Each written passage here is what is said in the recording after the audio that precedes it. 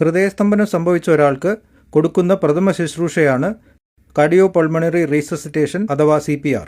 CPR ആരംഭിക്കുന്നതിന് മുൻപായി CPR നൽകുന്ന വ്യക്തി ആ പരിസരം അദ്ദേഹത്തിനും കുഴഞ്ഞു വീണയാൾക്കും വൈദ്യുതി, വെള്ളം, തീ, വിഷവാതകങ്ങൾ, മറ്റു അപകടങ്ങളിൽ നിന്നും സുരക്ഷിതമാണെന്ന് ഉറപ്പുവരുത്തണം. കുഴഞ്ഞു വീണയാൾ ഹൃദയസ്തംഭനം കൊണ്ടാണോ വീണതെന്ന് മനസ്സിലാക്കേണ്ടതുണ്ട്. അതിനായി വീണ് കിടക്കുന്നയാളുടെ തോളിൽ തട്ടി ഉച്ചത്തിൽ ചേട്ടാ, ചേച്ചി, അമ്മേ എന്ന് വിളിച്ച് ഉണർത്താൻ ശ്രമിക്കാം. ഒരു പ്രതികരണവും ഇല്ലാത്ത സാഹചര്യത്തിൽ സഹായത്തിന് മറ്റൊരാളെ വിളിച്ചു വരുത്തണം. പ്രഥമ ശുശ്രൂഷ തുടങ്ങിയ ശേഷം എത്രയും പെട്ടെന്ന് വ്യക്തിയെ ആശുപത്രിയിൽ എത്തിക്കാനും ഒരു വ്യക്തിക്ക് ഏറെ നേരം ഒറ്റയ്ക്ക് CPR നൽകാൻ ആവില്ല എന്ന കാരണത്താലും CPR നൽകാൻ ഒരു സഹായി ആവശ്യമാണ്. ഇതിനായി ആ പരിസരത്തുള്ള ഒരു വ്യക്തിയെ ഉച്ചത്തിൽ വിളിച്ച് വരുത്തുകയോ മൊബൈൽ ഫോൺ സ്പീക്കർ മോഡിലിട്ട് സമയം പാഴാക്കാതെ ആംബുലൻസ് നമ്പറായ 108 വിളിക്കുകയോ ആവാം. അതിനുശേഷം പൾസ് നോക്കാൻ പരിശീലനം കിട്ടിയ വ്യക്തിയാണ് രക്ഷാപ്രവർത്തകനെങ്കിൽ കുഴഞ്ഞു വീണ വ്യക്തിയുടെ കഴുത്തിലെ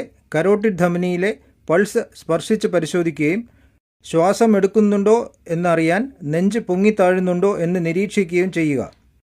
ഇതിനായി 10 സെക്കൻഡിലധികം സമയം എടുക്കരുത്. എന്നാൽ പൾസ് നോക്കാൻ അറിയില്ല എന്നുള്ളത് CPR നൽകാതിരിക്കാൻ ഒരു കാരണമല്ല. കരോട്ടിഡ് പൾസും ശ്വാസോച്ഛ്വാസവും ഇല്ലെങ്കിൽ ഹൃദയസ്തംഭനമാണെന്ന് അനുമാനിക്കാം. അടുത്തതായി രക്ഷാപ്രവർത്തകൻ വീണ് കിടക്കുന്നയാളുടെ നെഞ്ചിനടുത്ത് ഒരു വശത്ത് മുട്ടുകുത്തിയിരിക്കുക. ഒരു കൈപ്പത്തിയുടെ ഉപ്പൂറ്റി നെഞ്ചെല്ലിൻ്റെ താഴത്തെ പകുതിയുടെ മുകളിൽ വെച്ച ശേഷം മറ്റേ കൈയുടെ വിരലുകൾ കൊണ്ട് കോർത്തു പിടിക്കുക. കൈമുട്ടുകൾ മടക്കാതെ ശരീരം അല്പം മുന്നോട്ട് ചാഞ്ഞ് തോളും കൈപ്പത്തിയും ഒരേ ലൈനിലാണെന്ന് ഉറപ്പുവരുത്തുക. ഈ പൊസിഷനിൽ നിന്നുകൊണ്ട് 1 മിനിറ്റിൽ 100 മുതൽ 120 തവണ അഥവാ 1 സെക്കൻഡിൽ 2 തവണ വെച്ച് നെഞ്ച് അമർത്തുക. 2 രക്ഷാപ്രവർത്തകർ ഉള്ളപ്പോൾ ഒരാൾ നെഞ്ചമർത്തുകയും മറ്റേയാൾ കൃത്രിമ ശ്വാസം നൽകുകയും ചെയ്യാം.